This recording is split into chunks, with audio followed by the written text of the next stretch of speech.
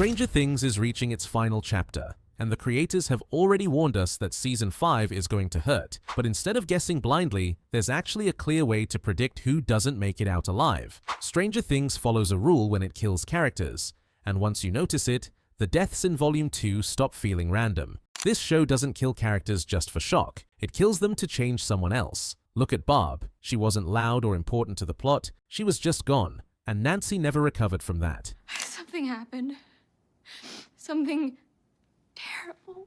Every season after, that guilt follows her. Bob tells Joyce everything will be fine, calls himself a superhero, then runs straight into danger. His death flips a switch in Joyce and Hopper. After Bob, they stop hoping and start fighting. Billy begins as a bully and ends as a shield, standing between Eleven and the Mind Flayer and saying, Sorry.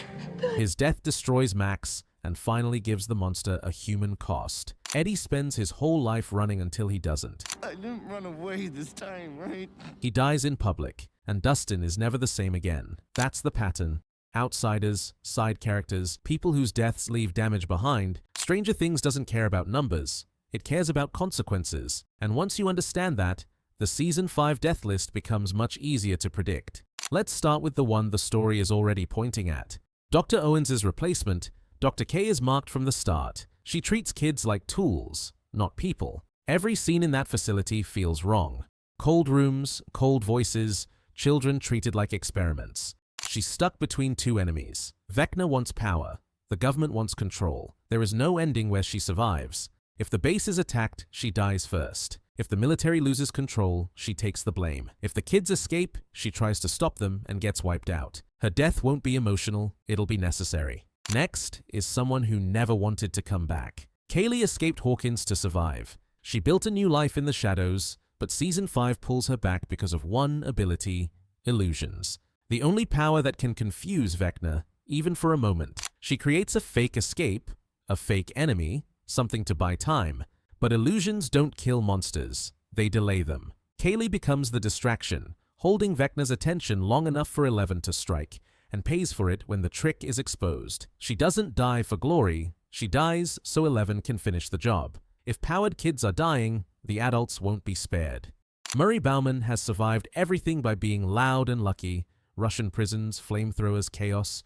But characters like Murray don't get peaceful endings. They get one final reckless move. He's the distraction, the guy yelling and burning something so others can escape. He cracks a joke, then pulls the lever. Because if even Murray doesn't survive, things are truly bad. Ted Wheeler has ignored danger for 4 seasons. Monsters, missing kids, broken Hawkins, he stays on the couch. But Season 5 gives him one moment. Hospital hallway, Holly screaming, Karen frozen. A creature above them. Ted steps forward. No jokes, just instinct. He blocks the hit and dies protecting his family. Late, ugly, real. And Mike and Nancy learn that bravery doesn't always look heroic. Then there's the Byers family.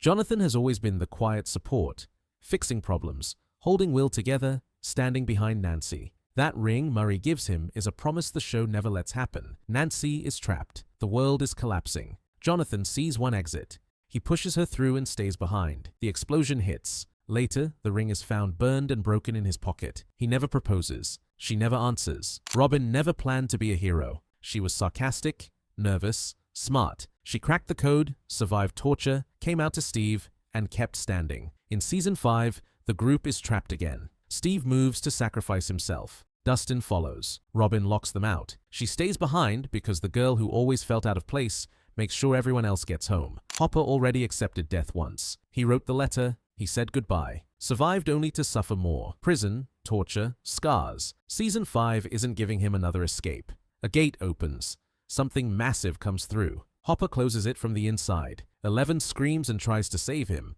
but some miracles only happen once. Hopper holds the line until it ends. And if Hopper falls, Steve follows. Steve's arc is complete. From jerk to protector, from boyfriend to babysitter. Dustin and Robin are trapped. Steve steps forward, locks the door, smiles, says something stupid, and walks into the dark alone. The bat drops. The sound fades. Dustin screams. Vecna doesn't survive this story. Eleven destroys his body, his mind, his connection. But killing Vecna doesn't end the storm, because the Upside Down chose someone first.